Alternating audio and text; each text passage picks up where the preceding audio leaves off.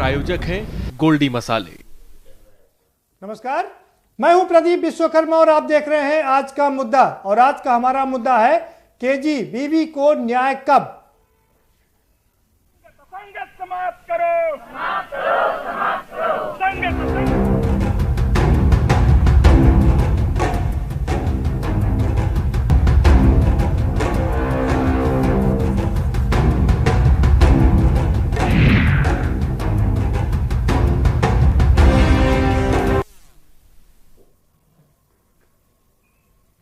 जी हाँ, उत्तर प्रदेश सरकार लगातार बेरोजगारों को रोजगार दे रही है और रोजगार देने का दावा भी कर रही है। 69,000 भर्तियों का जो मामला था वो भी सुलझ गया है। इससे पहले 31,000 लोगों को नियुक्ति पत्र दिए गए और अब बाकी बचे 37,000 से ज़्यादा लोगों को कल नियुक्ति पत्र दे दिए जाएंगे। तो अब इसके अलावा भी एमएसएमई के जरिए दूसरे तमाम जरिए सरकार रोजगार मुहैया करा रही है और दावा कर रही है कि वो जो बेरोजगार हैं उनको जरूर कोई ना कोई रोजगार दिलाएगी। और लेकिन सवाल सबसे बड़ा यही है कि आखिर इतना बड़ा दिल रखने वाली सरकार जो केजीबीवी के जो शिक्षक हैं जो मात्र 2,500 हैं उनके साथ अन्याय को क्यों नहीं देख पा रही है। यहाँ पर 3 तरह के शिक्षक हैं। एक शिक्षक का जो और वार्डन है जो परमानेंट है, दूसरा पूर्णकालिक और अंशकालिक शिक्षक भी है, लेकिन इनको किसी ना किसी बहाने अंतकाल में या तो अंतकालिक में रखा जा रहा है या उन्हें बाहर का रास्ता दिखाया जा रहा है। 2020 में 14 जुलाई 2020 में एक जियो जारी करके ये सारी गड़बड़ की गई।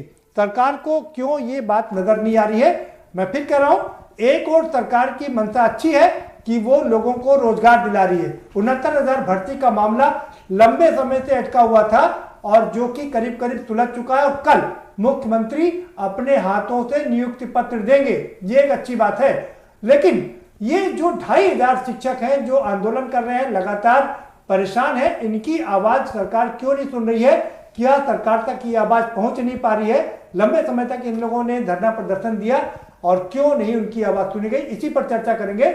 हमारे साथ में खास मेहमानों का पैनल है, हम उनसे आपका परिचय कराएंगे, लेकिन उससे पहले आपको एक रिपोर्ट दिखा देते हैं। ये रिपोर्ट देखिए, फिर इस पर चर्चा करेंगे। कस्तूरबा गांधी विद्यालय की स्थापना वर्ष 2004-05 में हुई। उस समय के जियो के अनुसार ही होती थी भर्तियां। भर्ती की प्रक्रिया जिला चयन कमेटी द्वारा की जाती थी। कमेटी में डीएम, एसडीएम, डाइट प्राचार्य, बीएसए आदि होते हैं। 14 अगस्त 2020 में शिक्षा महानिदेशक विजय किरण आनंद के द्वारा एक शासनादेश लाया गया जिसमें मुख्य और गौण विषयों की संज्ञा देकर विषयों का विभाजन कर दिया गया।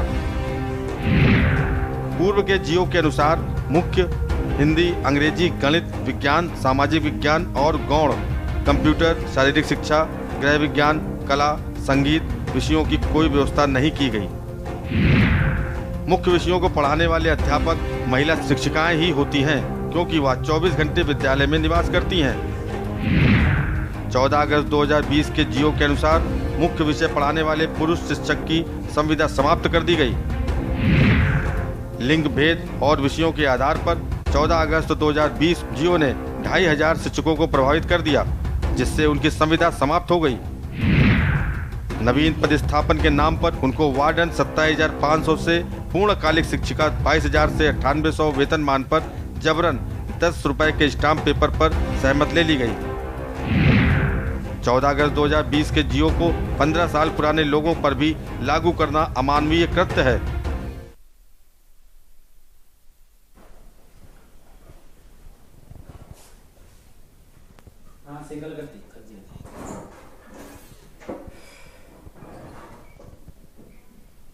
जी हाँ, तो आखिर क्यों ये 2,500 शिक्षकों की बात नहीं सुनी जा रही है, इसी पर चर्चा करेंगे। हमारे साथ में खास मेहमानों का पैनल है, हम उनसे आपका परिचय करा दे रहे हैं। हमारे साथ ब्रजेश कठेरिया साहब जुड़ चुके हैं, विधायक हैं समाजवादी पार्टी के। बहुत स्वागत है आपका विजय कठेरिया साहब। विनोद चतुर्वेदी जी हमारे साथ में जुड़ चुके हैं, कांग्रेस के वरिष्ठ नेता हैं, पूर्व विधायक हैं। आपका भी बहुत स्वागत है विनोद चतुर्वेदी जी।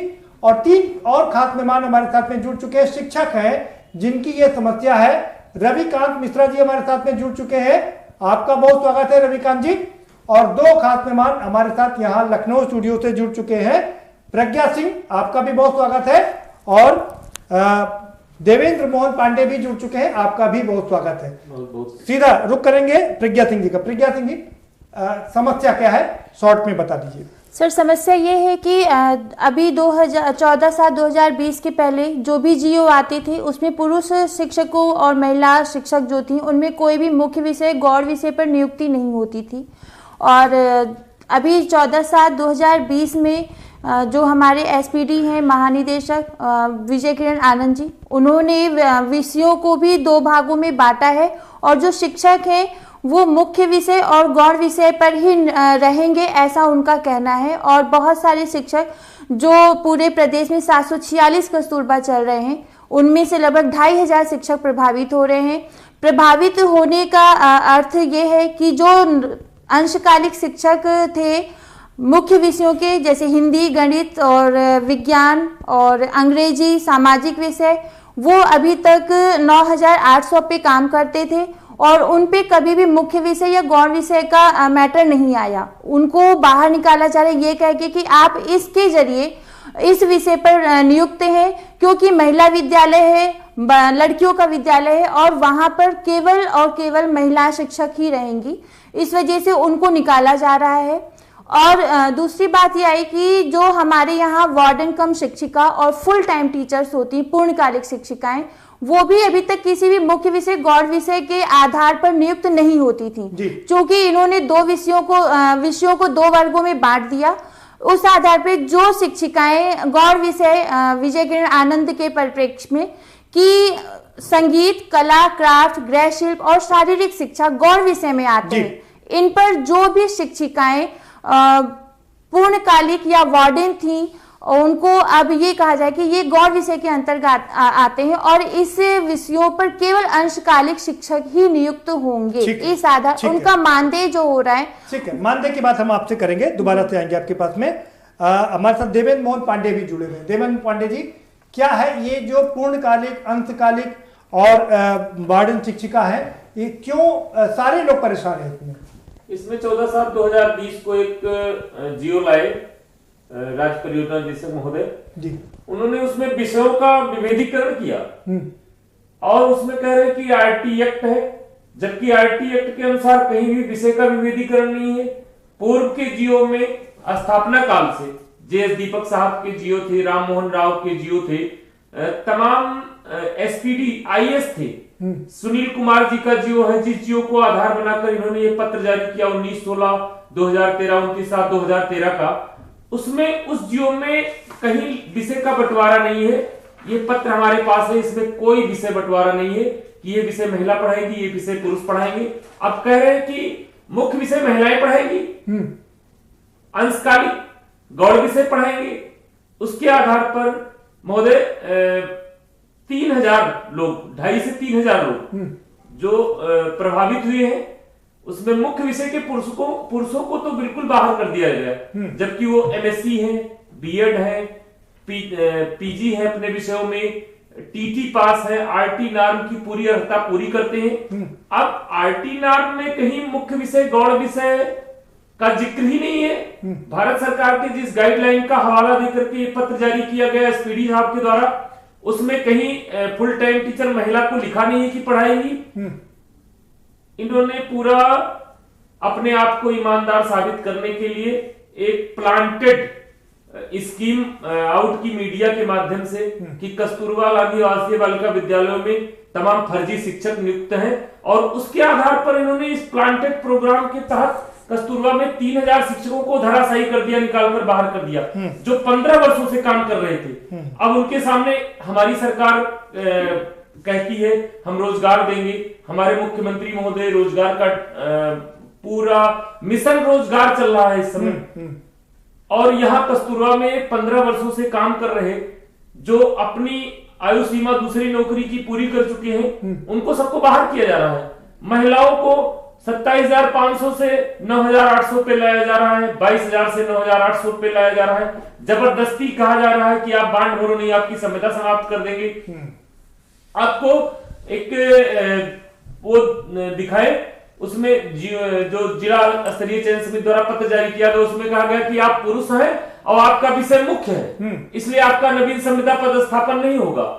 इन्होंने पूर्व में जो आईएएस अधिकारी थे उनके नवीनीकरण की प्रक्रिया को समाप्त करके एक नया नाम लाए, नवीन पदस्थापन। अच्छा, नवीन चयन। अब नवीन चयन तो विज्ञापन पे होता है, नवीन चयन का अर्थ ये कह रहे हैं नवीन पदस्थापन, और उसको नवीनीकरण भी कह रहे हैं।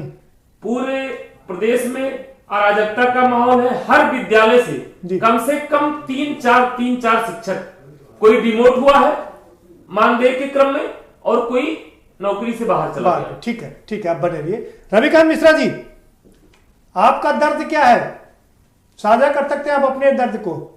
दिया। और फिर मैं ये कहना चाहता हूं कि लगभग हमारी हम जो भी बातें हैं वो हमारे साथी देवेंद्र जी ने बताई हैं। सर, कस्तूरबा गांधी बालिका विद्यालय के स्थापना काल से ही ये जो जिन शिक्षकों को आज मानसिक रूप से, शारीरिक रूप से और आर्थिक रूप से परेशान कर रही है इस सरकार या ये अधिकारी, मैं ये कहना चाहूंगा कि कस्तूरबा गांधी बालिका विद्यालय का जब नींव पड़ा तो उस नींव को मजबूत करने का कार्य इन शिक्षक और इन शिक्षिकाओं ने किया है, जिनको आज मानसिक रूप से और आर्थिक रूप से प्रताड़ना दी जा रही है। अपने जीवन का स्वर्णिम काल जो होता है 10 से 15 वर्ष, एक व्यक्ति जब नौकरी में आता है तो उसकी उम्र लगभग 20 से 25-30 साल की अवस्था होती है, और 10 से 15 वर्षों के बाद जब उसकी उम्र 40-45 वर्ष के ऊपर जा चुकी है, उस अवस्था में इस तरह से नौकरी से बाहर निकाल देना, या जो महिलाएं या जो हमारी फुल टाइम बहनें या हमारी वार्डन बहनें 27,000 वेतन 22,000 वेतन पा रही थी, अचानक से उनका मानदेय घटा के 9800 कर देना, या मुख्य विषय के हमारे जो पुरुष शिक्षक हैं जिनके लिए कोई जगह ही नहीं बची, मुख्य विषय के जो पुरुष शिक्षक हैं उनको निकाल के कस्तूरबा गांधी बालिका विद्यालय से बाहर खड़ा कर देना। आप बताइए कि जीवन के इस पड़ाव में, जीवन की इस उम्र में अगर उनको कस्तूरबा गांधी विद्यालय से बाहर निकाल दिया जा रहा है तो वो अपनी रोजी रोटी के लिए क्या करें? आपके बिल्कुल ठीक करें आप, ठीक है, बिल्कुल ठीक करें आप, बने रहिए आप। रविकांत जी, आप भी बने रहिए। बिल्कुल ठीक बात है कि जीवन के इस पड़ाव में आखिर वो करें तो क्या करें। अभी तक मान मिलता था, सम्मान मिलता था, थोड़ा ही पैसा मिलता था, लेकिन घर चलाने के लिए मिल जाता था, और अगर दोनों चीजों से हाथ धोना पड़ेगा तो क्या करेंगे? बने रहिए। विनोद चतुर्वेदी जी, आपने इन शिक्षकों की पीड़ा सुनी, क्या कहेंगे आप? पीड़ा में हम इनके साथ हैं जी। और 2007 में ही ये कस्तूरबा विद्यालय, जब इस देश में जो SC ST OBC की जो महिलाएं थी, जो बच्ची थी, जो पढ़ाई बंद कर देती थी, बिल्कुल सर, पुनः पढ़ाने के लिए भारत सरकार ने स्कीम लाई थी। हमारी गवर्नमेंट ने 2007 में स्कीम लाई थी, और जो रूरल, जो ग्रामीण इलाकों में थे, वहां शिक्षा देने का ये अभियान शुरू किया था। और इसका बाकायदा उस टाइम भी फर्स्ट नौवीं जो योजना थी उसमें 85 और 15 का खर्च था। 85 सेंट्रल गवर्नमेंट देती थी, 15 स्टेट गवर्नमेंट पे था जी। फिर उसके बाद दूसरे में 75 और 25 था, और फिर आखिरी में 50-50% था। ये स्कीम हमारी लाई हुई थी क्योंकि एशिया में महिलाओं की जो स्थिति है वो हिंदुस्तान में सबसे कमजोर थी शिक्षा में जी। 49% महिलाओं में सिर्फ जो है 53% ही शिक्षित थी। तो उस उद्देश्य से हमारे माननीय प्रधानमंत्री जी और हमारी उस जो नेता थी माननीय सोनिया जी, उन्होंने ग्रामीण इलाकों में शिक्षा देने की, महिलाओं को शिक्षा देने के लिए, जो बच्ची छूट गई, जो पढ़ नहीं रही, जो घर चली गई, या जो अशिक्षित हैं, जो अपना अधिकार नहीं ले सकती, उसके लिए दिया था। मेरी समझ से तो ये कुछ किसी का भला करने वाले नहीं है। 7 वर्ष हो गए हैं। ये तो आप जो कह रहे हैं ये दे रहे हैं नौकरी क्योंकि प्रेशर है। शिक्षा स्वास्थ्य अगर नहीं देंगे तो इनको ऐसा लगेगा कि हम कुछ कर नहीं रहे हैं। उसमें बहुसंख्यक हैं और ये बेचारे सिर्फ 2500 से 3000 लोग हैं जी। तो उनकी आवाज को नहीं सुनना चाहते। आप देख रहे हैं आज किसान पूरे देश का ठीक है सर। विनोद चतुर्वेदी जी, किसान की बात आज हम नहीं करेंगे, आज हम नौजवान की बात करेंगे। ठीक है सर, आपके पास आएंगे दोबारा से। कटेरिया साहब, ठीक है विनोद जी, आपके बात आएंगे। हमारे साथ एक और बहुत खास मेहमान जुड़ चुके हैं, मंत्री जी जुड़ चुके हैं हमारे साथ में, अग्रवाल जी, कपिल देव अग्रवाल जी, बहुत स्वागत है आपका भी। जी आ रहा हूं आपके पास में, मैं ब्रजेश कटेरिया जी के पास चलूंगा। ब्रजेश कटेरिया साहब, आपने इन शिक्षकों का दर्द सुना, सरकार लेकिन मैं आपको बता दूं कि लगातार रोजगार देने का प्रयास कर रही है। 69,000 की जो भर्तियां थी उनको बहुत शानदार तरीके से निकाला और बिना किसी रुकावट के सबको भर दिया। क्या लगता है कि 2,500 लोगों की भी सुनी जानी चाहिए? ब्रजेश जी आवाज मिल रही है आपको? आवाज मिल रही है आपको? आवाज नहीं आ रही है। ब्रजेश कटेरिया साहब, आपकी आवाज आ रही है, आप अपनी बात रख सकते हैं। आवाज नहीं आ रही है,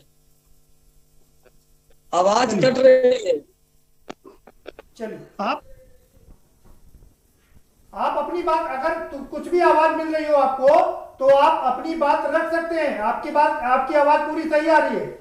अवसर दिया इसके लिए धन्यवाद। वर्ष 2019 में मैंने सदन में माननीय मुख्यमंत्री जी से प्रश्न किया था कि अब तक आपने कितने लोगों को रोजगार दिया, तो माननीय मुख्यमंत्री जी की तरफ से जो श्रम मंत्री है माननीय मौर्य जी, उन्होंने जवाब दिया था कि अब तक 42,000 लोगों को रोजगार दिया और 20 लाख लोगों को रजिस्ट्रेशन किया बेरोजगार लोगों का। जी मैंने उस समय सदन में ये प्रश्न किया था, हमने माननीय मुख्यमंत्री जी क्या मुझे और इस सदन को ये बताने की कृपा करेंगे कि आखिर वो 42,000 जो आपने नौकरियां देने के लिए अपनी पीठ थपथपा रहे हैं, वो आखिर आपने किस समाचार पत्र में विज्ञापन दिया, वो कम से कम समाचार पत्र बताएं, और वो नौकरियां कहाँ दी गई उसका जिले वाइज मुझे डाटा उपलब्ध कराएं।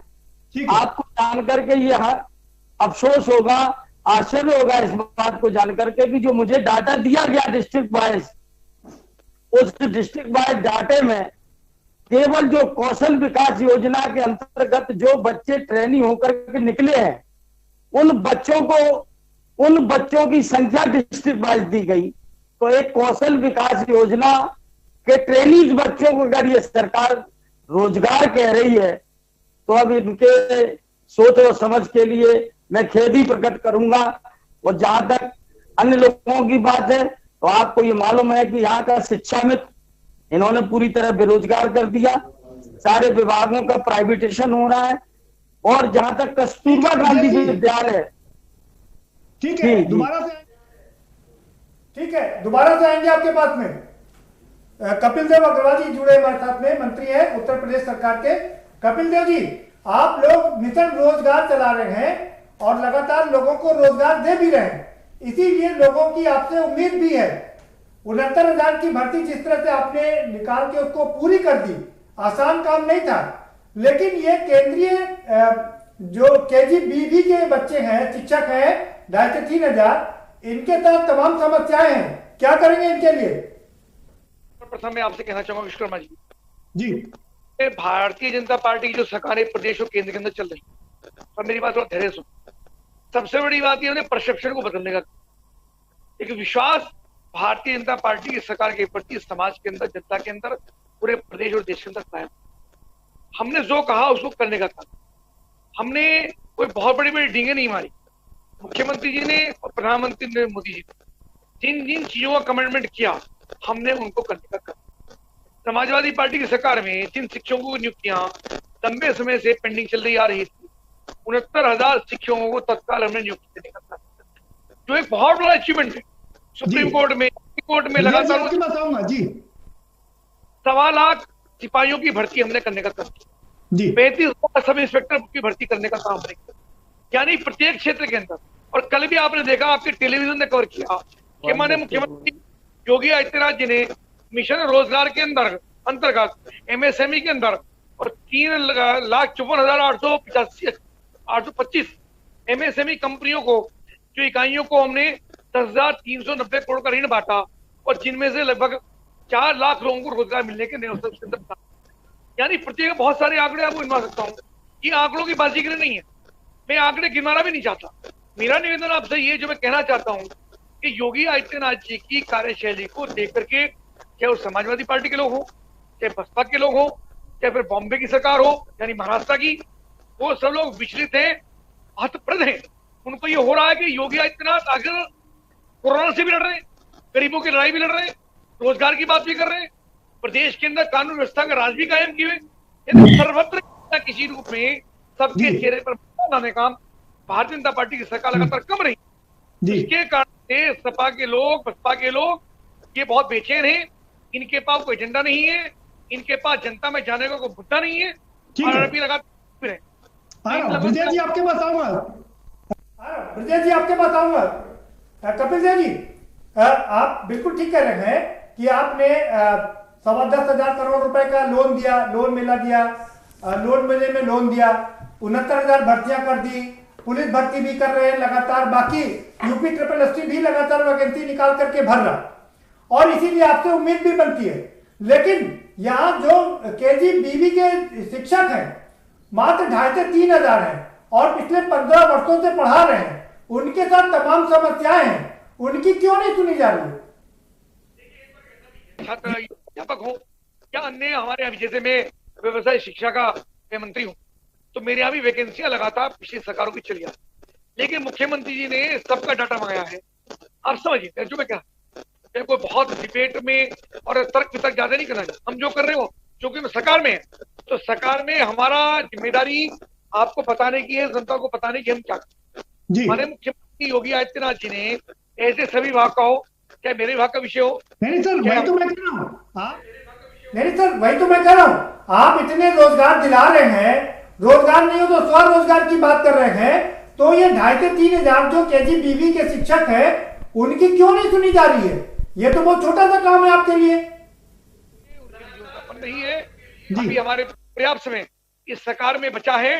कोई ऐसा नहीं होता कि मान लो 4 साल अभी हमारे नहीं हुए, 3.5 वर्ष हमारे हुए, तो ऐसा नहीं कि उसका एजेंडा हमारा पूरा हो गया। अभी करने के लिए बहुत सारी संभावनाएं हमारे पास है। प्रत्येक विभाग से हमारे मुख्यमंत्री जी ने उनके डाटा मंगाया है कि इसकी डिपार्टमेंट के अंदर कितनी वैकेंसीज हैं और किन की कितनी भर्तियां अभी बाकी हैं। ये बात तो ठीक है, बिल्कुल आपके बात तो ठीक है, बिल्कुल आपके बात पर नहीं जाऊंगा जी। के अंदर कौन सी वैकेंसियां अभी खाली हैं? नहीं बिल्कुल ठीक है, यूपी SSS बिल्कुल ठीक है, यूपी SSS ने भी सब विभागों से वैकेंसी मांगी है जी, क्रिएट करके लगातार करने का प्रयास। ठीक है ब्रजेश कटेरिया जी आपसे कुछ सवाल पूछना, ठीक है ब्रजेश कटेरिया जी आपसे कुछ सवाल पूछना चाह रहे हैं। कटेरिया साहब आप सवाल पूछ लीजिए। कि मंत्री जी झूठ नहीं बोलते हैं। माननीय प्रधानमंत्री जी ने वादा किया था कि 1 वर्ष में 2 लाख लोगों को नौकरियां देंगे। 7 वर्ष हो गए नहीं भाई, 2 करोड़ 2 लाख नहीं भाई। ब्रजेश कटेरिया जी आप फिगर भूल गए। 14। अरे ये केंद्र सरकार की, अरे ये केंद्र सरकार की बात नहीं है ब्रजेश कटेरिया जी, हम बात उत्तर प्रदेश सरकार की कर रहे हैं। आप इससे इनकार करेंगे क्या कि 69,000 शिक्षकों की भर्ती हुई है? उन्होंने 1.5 करोड़ का वादा किया था, आज कितनी नौकरियां दी बताया आप? भाई ब्रजेश कटेरिया जी जो सवाल पूछ रहा हूं मैं, 69,000 शिक्षकों की भर्ती हुई है, क्या आप इससे इनकार करेंगे? पैदल भी कितनों को क्या, इस बात पे भी तो हो बात ना। चर्चा कर रहे हैं लेकिन जो काम नहीं उस पर चर्चा कर रहे हैं, लेकिन जो काम हो रहा है उस पर भी चर्चा करनी चाहिए। पुलिस में भर्ती हुई है, वो भी तो हुई है ना। मैं अभी सुनने की बात हूँ, इसीलिए तो मैं बैठा हूँ यहाँ पर मुद्दे के लिए। ठीक है, आप बने रहिए हमारे साथ में, आएंगे आपके पास में। विनोद चंद्र पांडे, कपिल देव जी, हमारे साथ 3 KGBV के शिक्षक हैं जो अपनी पीड़ा आपको बताना चाह रहे हैं। मैं एक से अनुरोध करूंगा कि वो आपको अपनी पीड़ा बताएंगे। विनोद चंद्र पांडे जी, आप अपनी बात रख सकते हैं जी। हम मंत्री से बताना चाहते हैं कि हम लोग 15 वर्षों से कार्यरत शिक्षक थे, HRT नाम प्रशिक्षित स्नातक। अब हमको सरकार के एक चहेते अधिकारी जो राज्य परियोजना निदेशक, महानिदेशक स्कूल शिक्षा का प्रभार देख रहे हैं इस समय, उन्होंने एक झटके में सबको मुख्य विषय गौर विषय में बांट करके पुरुष शिक्षकों को बाहर कर दिया कस्तूरबा से। हम बताइए मंत्री जी, आपसे निवेदन करना चाहते हैं, हम लोग 15 वर्षों का गोल्डन टाइम अपने शरीर का, अपने जीवन का खपा दिए कस्तूरबा में। लड़कियों को गांव से ढूंढ के लाना, विद्यालय चलाना, जब विद्यालय ही नहीं बना था, हम लोग कैंप में चलाते थे स्कूल। उन सेवाओं को नजरअंदाज करते हुए डायरेक्टर महोदय ने एक झटके में 3000 शिक्षकों को बाहर किया। हमारी कोई नहीं सुनने वाला। हम मंत्री जी से मिले, मुख्यमंत्री जी को ज्ञापन दिया, सारे जगहों पे जा रहे। 3000 परिवारों पर आज भूखमरी का संकट पैदा हो गया। ठीक है, ठीक है। कपिल देव जी, आप महिलाओं के सम्मान के लिए खड़े होते हैं, पुरुषों के सम्मान के लिए भी खड़े हो जाइए सर। महिलाओं के प्रति, पुरुषों के प्रति, युवाओं के प्रति, बेरोजगार लोगों के प्रति, और जो ये हमारे मित्र अपनी चर्चा करें इनके प्रति भी।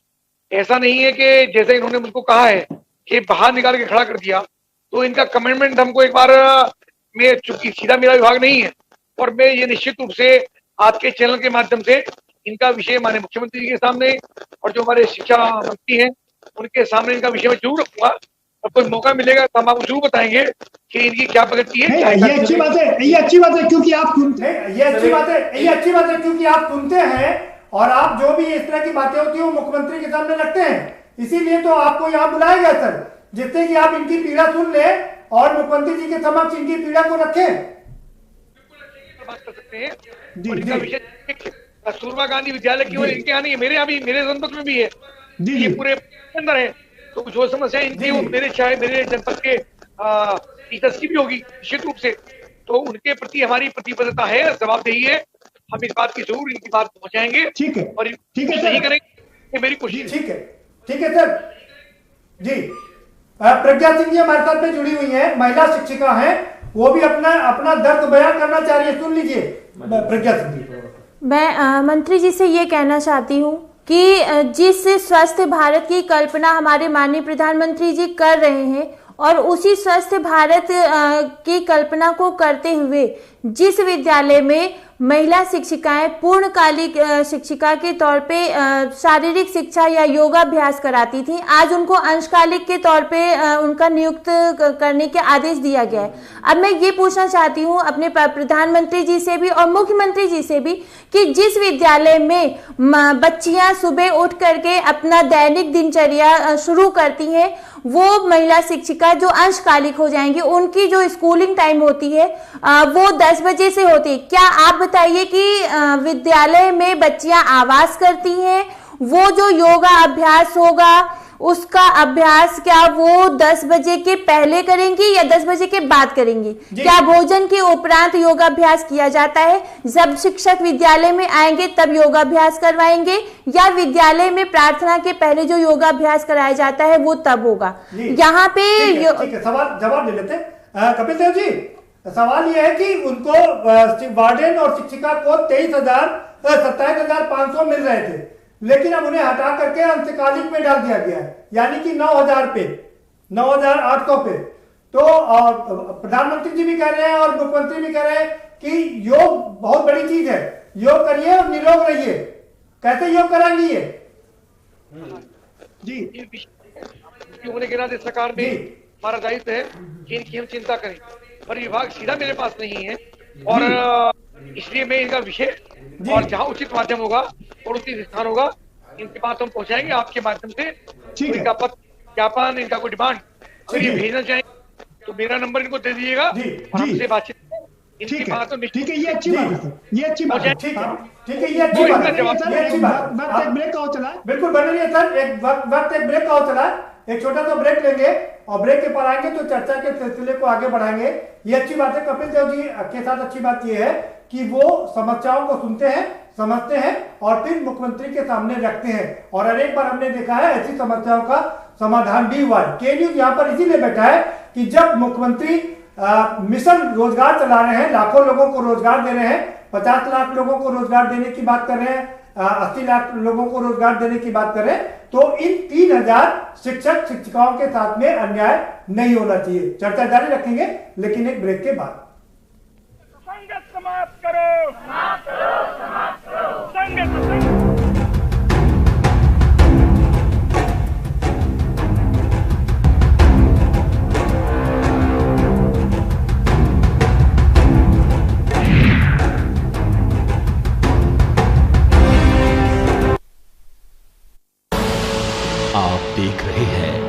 की न्यूज, खबरों का सारथी।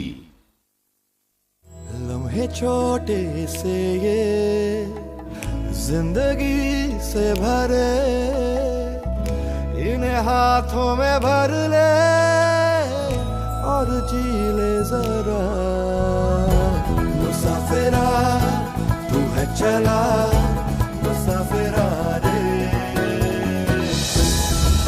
छोटे छोटे लम्हों का अनोखा सफर, कमला पसंद, अनोखा स्वाद। GGS Education Group launches 20% discount on academic fee of courses MBA, BBA, BCA, BFSI and GM, D Pharma, B Pharma. Offers best infrastructure, best transport facility, best academic service and best placement service. Register today to avail 20% discount. Call 9971 496 497 or visit the campus Kanpur Lucknow highway near Unnao. GGS Education Group। मस्त है, बड़े मस्त है, test में भी लज्जत है। बावर्ची की सोया बड़ी, बावर्ची न्यूट्री सोया बड़ी और टेस्ट में बड़े मस्त है। जब आपकी सोच को अंधेरा घेर लेता है और सिस्टम भी मुंह फेर लेता है, जब वादों की परतें खुलने लगती हैं और हारी उम्मीदों का ऊंचा ढेर लगता है, जब सड़क पर एड़ी की रगड़ देखकर अब तक जो भी हुआ सब बेअसर लगता है, तब चिंतन से डगर होगी आसान, मंथन से निकलेगा समाधान। मंथन।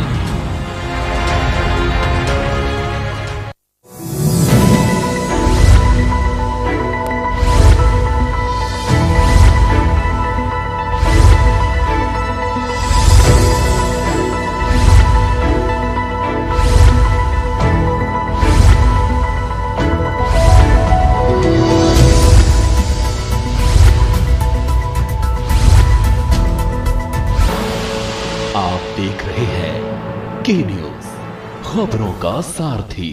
संगत समाप्त करो, समाप्त करो, समाप्त करो। संगत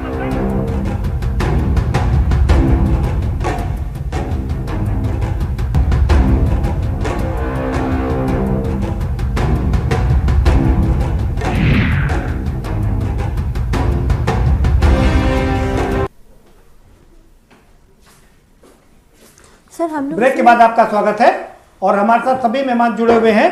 हमारे साथ एक और रविकांत जी भी जुड़े हुए शिक्षक हैं। मंत्री जी से कहेंगे वो उनकी भी पीड़ा सुन ले और समझ ले। रविकांत जी, आप अपनी पीड़ा बयां कर सकते हैं मंत्री जी के सामने। महोदय, मैं आपसे ये कहना चाहूंगा कि हालांकि जो भी विषय था हमारे साथियों ने, अन्य साथियों ने आपसे रखा है, आपके माध्यम से, इस की न्यूज के माध्यम से मैं आपसे ये कहना चाहूंगा कि हमारी बातों को आप मुख्यमंत्री जी तक पहुंचाएं और आपके जो अधिकारी हैं वो हमारी नौकरी नहीं छीन रहे हैं महोदय, हमारा सम्मान छीन रहे हैं। तो आपसे करबद्ध यह निवेदन है कि हम शिक्षकों का सम्मान हमें लौटा दें। आप बताएं कि जो हमारी वार्डन बहन, जो शिक्षिकाएं 27,000 22,000 पे मानदेय पे कार्य कर रही थी, अचानक से उनको 9,800 पे कर दिया जाएगा।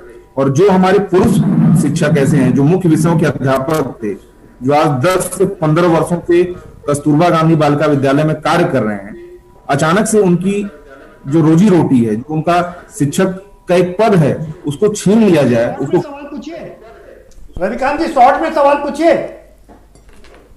आ जाएंगे सर जी, ठीक है, ठीक है, सवाल पूछ जवाब दे लेते हैं।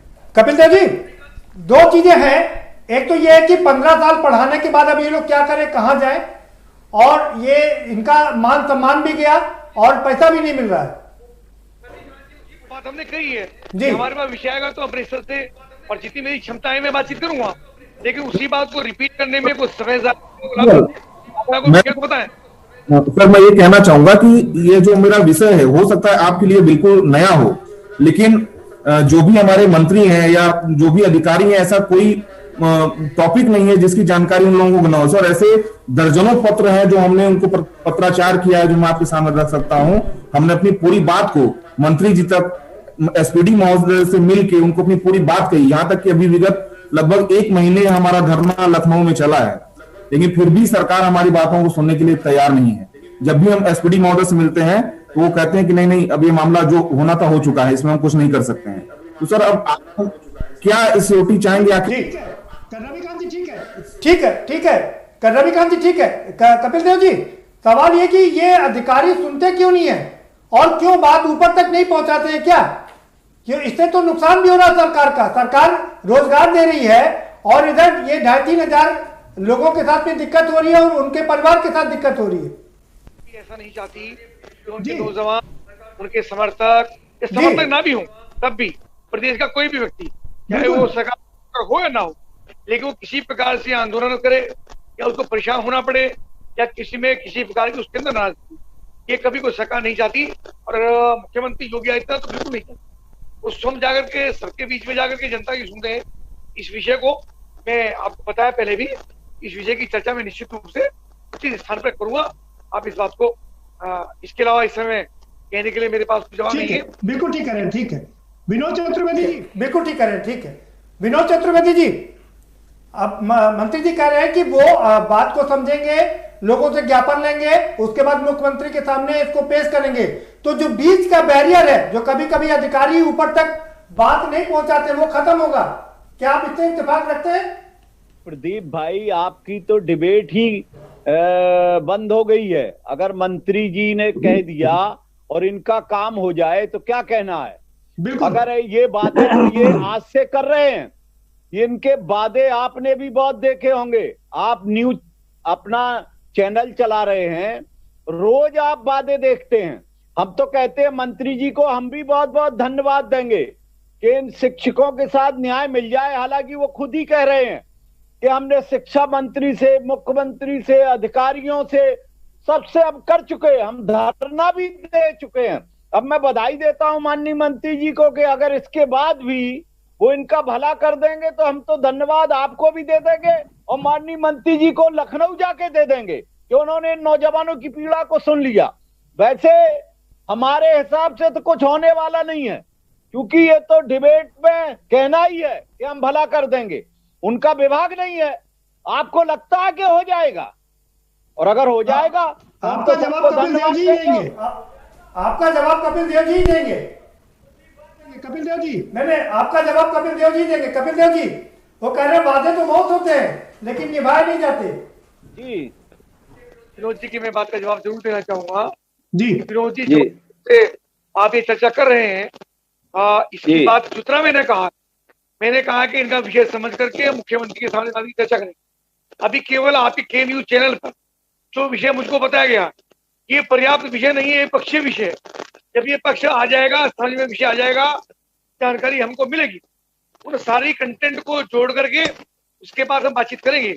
नहीं सर, उसकी बातचीत बताएंगे। अगर आप सर आपकी बात ठीक है, सर आपकी बात ठीक है, आपके संज्ञान में पूरा मामला नहीं आया होगा, लेकिन ये जो शिक्षक हैं 3,000, इन लोगों ने अपनी बात हर प्लेटफॉर्म पर रखी है। अधिकारी सुनने को तैयार नहीं है। अब ये बात भी फिर अभी तत्काल इसका कोई जवाब नहीं हो सकता ना विश्वकर्मा जी, इसका कोई तत्काल जवाब नहीं हो सकता। इन्होंने का बात नहीं सुनी तो मैंने आपसे कहा कि जो प्रदेश के मुखिया है उनसे मैं बातचीत करूंगा। अधिकारी का तो कोई विषय नहीं है जी, अगला कोई विषय हो तो आप नहीं। लेकिन विनोद चतुर्वेदी जी कह रहे हैं वादे तो वादे हैं, वादों का क्या? सब सरकार में ये भी लोग रहे होंगे, मुझे नहीं पता। चतुर्वेदी विधायक या मंत्री रहे, आई डोंट नो। अगर कभी रहे होंगे, वरना सरकार तो नहीं होगी। हम तो विधायक रहे हैं माननीय मंत्री जी। ठीक है, हम सरकार में, जब हम एमएलए हुए तब सरकार नहीं थी हमारी। जी तो हम तो चाहते हैं, हम तो आपको, हम व्यक्तिगत आके आपका माल्यार्पण करेंगे। इन नौजवानों का भला हो जाए, ये बेचारे दर दर भटक रहे हैं। आपके यहाँ बैठे रहे, हड़ताल में भी बैठे रहे, लगातार वो अपनी प्रार्थना भी कर रहे हैं। उनकी पीड़ा भी 23,000 से 9,000 दे रहे हैं अधिकारी। तो ये तो तय है। एक ही बात को, एक ही विषय को घंटों तक चर्चा कर सकते हैं जी। मुझको लगता है विषय का हो गया जी। जी ब्रजेश कटेरिया साहब, जी ब्रजेश कटेरिया साहब, ठीक है सर। विजय, आप कुछ कहना चाह रहे हैं? देवेंद्र जी आपके बताऊंगा जी। प्रदर्शन कर रहे थे उस समय जो सरकार की एलआईयू और तो तमाम सूचना तंत्र है, क्या वो तंत्र ने माननीय मुख्यमंत्री जी तक क्या वो सूचना नहीं पहुंचाई? और यदि पहुंची तो माननीय मुख्यमंत्री जी ने इसका संज्ञान क्यों नहीं लिया? केवल माननीय मंत्री जी अगर इस डिबेट में ये कह करके मैं बात पहुंचा दूंगा तो फिर ये डिबेट ही खत्म। तो आप बात है। तो आप ये चाहते हैं विजेंद्र जी कि मैं तुरंत अभी मुजफ्फरनगर से नियुक्ति पत्र जारी कर दूं? नहीं जी, क्या चाहते हैं मुझसे? जी नहीं, माननीय मुझसे सुनिए, क्या अपेक्षा है? माननीय मंत्री जी, मेरा विषय है कि जब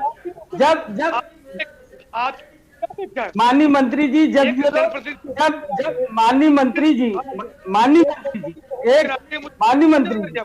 माननीय मंत्री जी जब ये लोग धरना प्रदर्शन दे रहे थे लखनऊ में, उस समय जो सरकार का सूचना तंत्र है एलआईयू एंड और अदर्स, क्या उन्होंने माननीय मुख्यमंत्री जी तक इनकी बात नहीं पहुंचाई? या पहुंची या तो बात नहीं पहुंची, या फिर बात पहुंचने के बाद उस मुख्यमंत्री जी ने संज्ञान नहीं लिया। लेकिन फिर भी इस डिबेट में जैसा कि आपने आश्वासन दिया, अगर आपके माध्यम से इनका भला हो जाता है तो मैं व्यक्तिगत रूप से आपको बधाई और धन्यवाद दूंगा। मैं आपसे निवेदन करूंगा कि जिस समय विधानसभा का सत्र चलता है, आपकी पार्टी के नेता सदन छोड़ के भाग जाते हैं। वे सामने सरकार के सामने सुनिए हमारी बात। सदन तो तब छोड़ के भाग जाते जब आप बात नहीं सुनते हैं माननीय मंत्री जी। अपनी बात बोलते, हम आपकी बात पूरी सुन रहे हैं। जब सदन चलता है, जब मुख्यमंत्री ने सदन बुलाया, हमारे राज्यपाल महोदय ने सदन बुलाया, तब आपके नेता सदन छोड़ के क्यों भाग जाते हैं? उसका बहिष्कार क्यों करते हैं? ये मुख्यमंत्री के सामने इसलिए कि आप जनता की समस्याओं को नहीं सुनना चाहते हैं। आप जनता की समस्याओं को नहीं सुनना चाहते हैं। आप बुला करके लोगों को भ्रमित करने का काम करते हैं। इसलिए हम लोग आप सदन में जो सदन गरिमा है, विधायकों का जो अधिकार है, सदन की जो गरिमा है, उसका भी आप अनुपालन नहीं करते हैं। और जब किसानों की बात नहीं सुनी जाएगी, बेरोजगारों की बात नहीं सदन में सुनी जाएगी, तो आखिर हम लोग भी तो वहां जाते हैं। हम किसान पर भी आपसे घंटा बोल सकते हैं। उन्होंने कहा विश्वकर्मा ने किसान पे चर्चा आज नहीं करनी। हमारी बात सुनिए। आपकी आवाज नहीं आ रही है। भी सदन जब चल रहा था, जब राज्यपाल का अभिभाषण चल रहा था, आपकी आवाज नहीं आ रही है जी। आवाज नहीं आ रही। कठेरिया साहब, मैं आपको बता देता हूं, मंत्री जी कह रहे हैं जब सदन चलता है तो आप लोग सदन का बहिष्कार कर देते हैं, क्यों नहीं मुद्दे उठाते वहां रह करके? जी माननीय मंत्री जी विपक्ष में होते थे जब मैं एमएलए था 2007 से 12 में, तब इनके नेता भी भाग जाते थे। तो ये तो सिस्टम है। जब सरकार नहीं सुनेगी तो और कौन सा रास्ता है? सदन छोड़ने का एक रास्ता है, और कौन सा रास्ता है? ये भी भाग जाते थे। ओम प्रकाश सिंह जी इनके लीडर अपोजिशन होते थे इनके, और ये भी चले जाते थे। ठीक है सर, सदन पर किसी और दिन चर्चा कर लेंगे कि कौन क्या करता था। आज हम इन शिक्षकों का दर्द सुन लेते हैं। देवेंद्र मोहन पांडे जी कुछ कहना चाह रहे हैं। देवेंद्र मोहन पांडे जी। मैं मंत्री से संबोधित है मेरा निवेदन जी। मैं आदरणीय बेसिक शिक्षा राज्य मंत्री सतीश चंद्र द्विवेदी जी से मिले। उन्होंने कहा कोई नहीं निकाला जाएगा।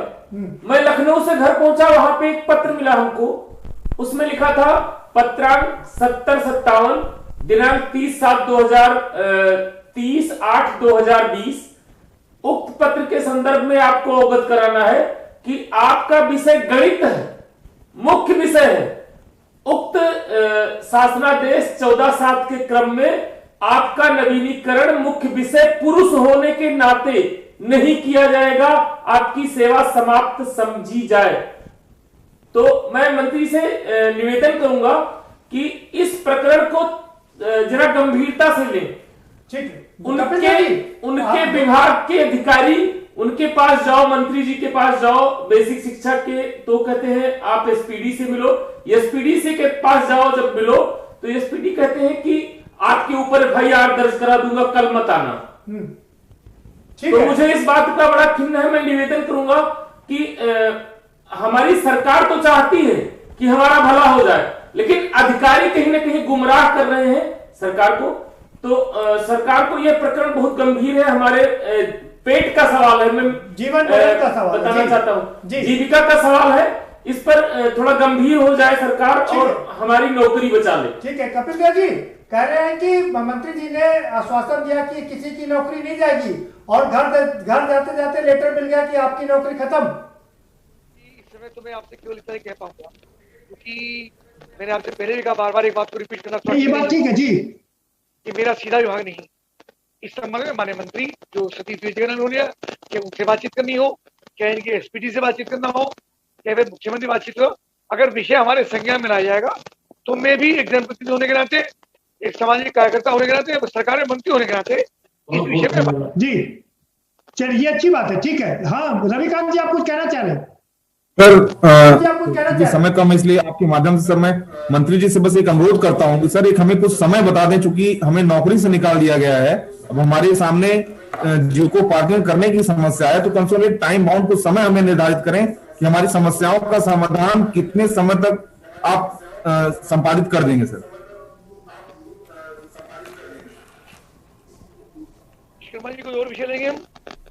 जी कपिल देव जी कपिल देव जी वो कह रहे हैं कि चूंकि समय काफी लंबा हो गया है तो थोड़ा इस पे गौर फरमाइएगा, थोड़ा जल्दी कराइएगा।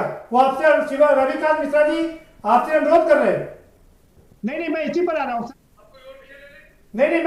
हूँ सर। एक और समस्या है इसमें। एक समस्या ये भी है कि जो उर्दू शिक्षक थे सर, उसमें उनको ये कह दिया गया है कि अब वहीं पर उर्दू शिक्षक रहेंगे जहां पर मुस्लिम आबादी 20% है। तो इसमें जो शिक्षक अपॉइंटेड थे उनका तो कोई दोष है नहीं। कोई विषय बताएंगे? जी बस आप अपनी बात रख सकते हैं। बीच में आपका ये कॉल आ गई थी किसी की आपके मोबाइल पे, क्या विषय था? हेलो जी प्रदीप जी, मैं ये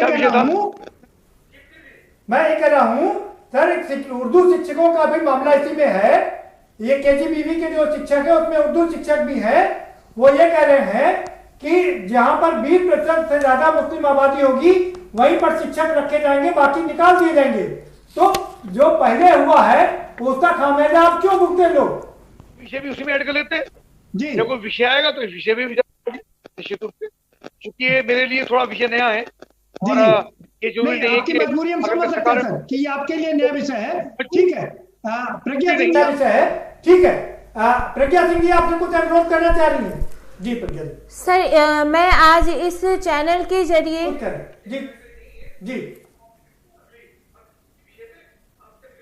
ठीक है प्रज्ञा सिंह जी कुछ आपसे अनुरोध करना चाह रही सर? जी सर, मैं आज बस ये कहना चाहती हूँ कि इतने दिनों से जो हमारा पूरा कस्तूरबा परिवार संघर्ष कर रहा है, वो सारे की सारी जो 14/7/2020 का जीओ आया है उसमें जिनका समायोजन भी किया जा रहा है वो पूर्ण रूप से समायोजन नहीं है। जो 22,000 और 27,000 सैलरी पा रहे थे उनको जबरन एक 10 रुपए के स्टाम्प पे सहमति पत्र लिया जा रहा है और उनको ये कहा जाए कि आप इस पे अपने पद पे समायोजन ले लीजिए, अन्यथा आपको ये भी संविदा समाप्ति से संविदा से आपको हाथ धोना पड़ेगा।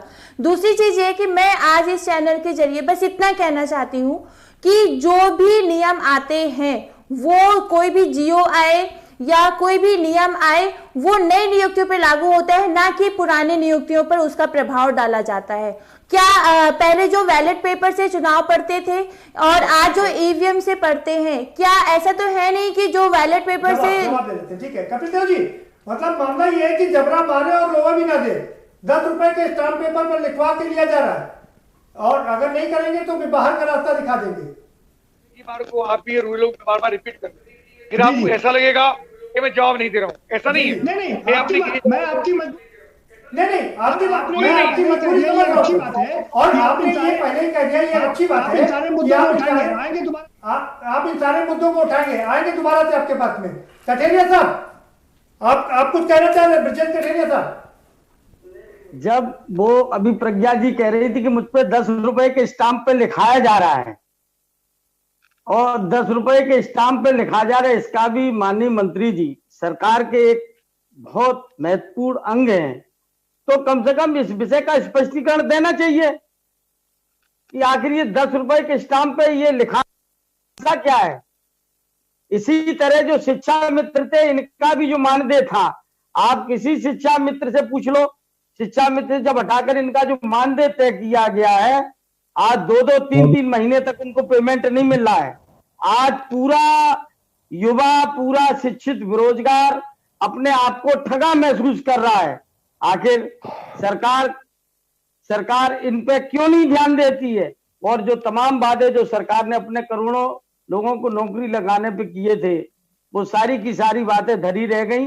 और माननीय मंत्री जी से मैं निवेदन करूंगा, कटेरिया साहब, मैं आपसे फिर अर्ज करूंगा कि सारी बातें नहीं धरी रह गई। 69,000 शिक्षकों का मामला लंबे समय से लटका हुआ था, उसको क्लियर किया गया, लोगों को नियुक्ति पत्र दिया गया। ये बहुत बड़ी बात है, आसान काम नहीं है इतने लोगों को नौकरी दे पाना। जरा इनसे ये भी तो बोलो, इनका चुनाव घोषणा पत्र में 1 साल में कितने लोगों को रोजगार देने का वादा किया था? बात आपकी ठीक है, लेकिन क्या आपने जो वादे सारे किए थे वो पूरे हो गए? नहीं कटेरिया साहब, क्या आपने जो वादे किए थे वो सारे वादे पूरे कर दिए थे? अगर आपने सारे वादे पूरे कर दिए तो जनता ने आपको नकार क्यों दिया? सरकार में बैठे, प्रश्न उसका है, प्रश्न उनका है। बात उनसे सवाल कर रहे हैं, लेकिन सवाल आपसे भी है। शिक्षा मित्र की समस्या तक 2011 से है और 2012 से लेकर के 2017 तक आपकी सरकार थी, कुछ हुआ नहीं उसमें। क्यों नहीं हुआ? माने दे कर दिया, क्या दिया? शिक्षा मित्र कम से कम माननीय विश्वकर्मा जी, आपकी तरफ से तो पारदर्शितापूर्ण बात होनी चाहिए। जब आप अगर सरकार का नहीं जब आप मंत्री जी से सवाल पूछ रहे हैं, लेकिन जब चर्चा होगी तो सवाल आप पर भी उठेंगे ना। ये शिक्षा मित्र 20 साल से परेशान है, जवाब देंगे तो उस डिबेट ब्रजेश कटेरिया साहब, जब तक मैं मंत्री जी से सवाल कर रहा था आपको बहुत अच्छा लग रहा था, जैसे ही मैंने आपसे सवाल किया, आपकी सरकार पर सवाल किया, आपको बुरा लगने लगा। आप सरकार के नुमाइंदा नहीं है, आप सर में जवाब आप नहीं, बिल्कुल नहीं, लेकिन सवाल शिक्षकों का है। आखिर 2000 बीएड टीटी के जो छात्र हैं वो बीएड टीटी 2011 से किए थे, आज तक उनको नौकरी नहीं मिली। 2012 से 2017 तक आपकी सरकार थी, क्यों नहीं नौकरी दी आपने? और उसके बाद उसने वोट का मैटर नहीं सर। आप ये जो भर्ती गैंग है ना, भर्ती अटकाओ गैंग से आप लोग उसको अटकवा दें भर्तियों को। 8 करोड़ रोजगार मिल जाना चाहिए। अगर है ब्रजेश कटेरिया साहब, सुन लीजिए, ये थोड़ी सी बात को आपके और मीडिया के माध्यम से इतना बड़ा चढ़ा के पेश कर देते हैं कि तमाम इनकी खामियां छिप करके रह जाती हैं। जी विनोद तो माननीय विश्वकर्मा जी, आपसे मेरा आग्रह जी बनिएगा, सरकार को जवाब देने दीजिएगा महोदय। कटेरिया साहब, आपने मेरा पूरा प्रोग्राम देखा, आप खुद मौजूद है इसमें, लगातार मंत्री जी से सवाल कर रहे हैं। जी विनोद जी, एक जाति विशेष के लोगों की नियुक्ति होती नहीं, अभी आपकी सूची निकाल लो, लोक सेवा आयोग की आपकी सूची निकाल लो, आपकी सूची निकाल लो माननीय मंत्री जी, आपकी सूची निकाल लो, देख लो। अगर जातिवाद, आपसे बड़ा जातिवादी, आपसे बड़ी जातिवादी सरकार कोई हिंदुस्तान में हो नहीं सकती है। आप उसकी सूची निकाल लो, पता चल जाएगा आपको। कम से कम ये बात कहने में, और कम से कम माननीय मंत्री जी हैं, प्रदेश के बहुत जिम्मेदार व्यक्ति हैं, माननीय मंत्री जी सरकार का हल है, कम से कम आपको अपना वक्तव्य देने से पहले बहुत तथ्यात्मक बात करनी चाहिए। मानवर, आपका बहुत, आपके पद का बहुत सम्मान है, आप कम से कम तथ्यात्मक बात करिएगा। आज जो सूची होती है उसमें जातिगत निकालो ना, पता चल जाएगा आपके जातिवादी आप हैं कि जातिवादी हम हैं। आप मेरी बात तो सुनिए, रखिए, सुनने का वादा रखिए। आप एक पक्ष बोले जा रहे हैं, आज के समय में निश्चित रूप से भ्रष्टाचार में लिप्त रह करके सरकार ने एक जाति वर्ग नहीं, आपके यहाँ लोक सेवा आयोग नहीं, लोक सेवा आयोग की आप बता दो ना, लोक सेवा आयोग में सूची निकली वो बता दो ना, आप ठीक है, आप बता दो ना उसमें क्या। ठीक है सर, आज हम जातिवादी के ऊपर नहीं कर रहे चर्चा, ठीक है। ब्रजेश कठेरिया साहब, चर्चा को डिरेल मत करिए, दूसरी तरफ मत ले जाइए, वापस अपने विषय पर आते हैं। विनोद चतुर्वेदी जी, नहीं हो सकती है जो केवल आप केवल इतना बता दो कि उत्तर प्रदेश में जाति की राजनीति सारी राजनीतिक पार्टियां करती है। कठेरिया साहब, कठेरिया साहब आपने नियुक्तियां की है, अगर आप जाति की बात करते हो, जातिगत आरोप लगाते हो, ठीक है कठेरिया साहब, समय समाप्त हो गया जी। विनोद चतुर्वेदी जी, जल्दी से आपका फाइनल कमेंट, आपको मंत्री जी की बात पर एतबार क्यों नहीं हो रहा? प्रदेश की पूरी स्थिति बता दो आप, किसी जिले के थाने के इंस्पेक्टरों की दिखा दो। आपने कितना आपने पूरा आरक्षण जो शिक्षक बैठे हैं, जो लाखों शिक्षक इसको देख रहे हैं, उनको आश्वासन देंगे कि समयबद्ध तरीके से इनकी समस्याओं का समाधान कराएंगे। कपिल देव जी, आपसे कह रहे थे थोड़ा आप क्या जी थोड़ा सा ज्यादा बिलबिला रहे हैं जी। मुझको आपसे निवेदन है कि बात को थोड़ा सुनने का माता रखिए। जी मैं आपको ये बताना चाहता हूँ कि आपकी सरकार में एक विशेष जाति के लोगों का कपिल देव जी, समय समाप्त हो गया, आपका फाइनल कमेंट चाहिए। आप इन शिक्षकों से क्या वादा करते हैं? मंत्री जी, माननीय मंत्री जी, समय ब्रजेश कठेरिया साहब, वादा ले लेने दीजिए। उन थानों में पता चल जाएगा कि किस जाति के लोग ज्यादा हैं। आप कोई एक किसी आयोग की एक भर्ती निकलवा के देख लो, लोक सेवा आयोग की। आप बहुत जिम्मेदार व्यक्ति है माननीय मंत्री जी, मैं आपका व्यक्तिगत सम्मान करता हूँ, लेकिन केवल आप कठेरिया साहब, जल्दी से फाइनल कमेंट ले लेने दीजिए। कठेरिया साहब, आपसे अनुरोध है। ठीक है कठेरिया साहब, बात हो गई आपकी। कपिल देव जी, आखिरी फाइनल कमेंट आपका, आप इन शिक्षकों से क्या वादा करना चाहते हैं? हमारी समस्याओं को ठीक है रविकांत जी, ठीक है रविकांत जी, बात हो गई। कपिल देव जी, मैं टाइम आउट, मैं इनका एक प्रतिनिधि होने के नाते, अब प्रतिनिधि सरकार होने के नाते, मैं इनका के मुख्यमंत्री तक विधिवत पहुंचाऊंगा, ये मैं वादा आपसे कर सकता हूँ। ठीक है ना? समय निर्धारित करेगा मेरा नहीं, मैं विभाग का मंत्री नहीं हूँ, ठीक है ना? तो विभाग के मंत्री, या तो अगर ऐसी बात करनी तो विभाग के मंत्री जाकर के बात करें। हमारे मुख्यमंत्री ने सबको अलग अलग विभाग दिए हैं, उनकी जिम्मेदारी अपने विभाग के प्रति है।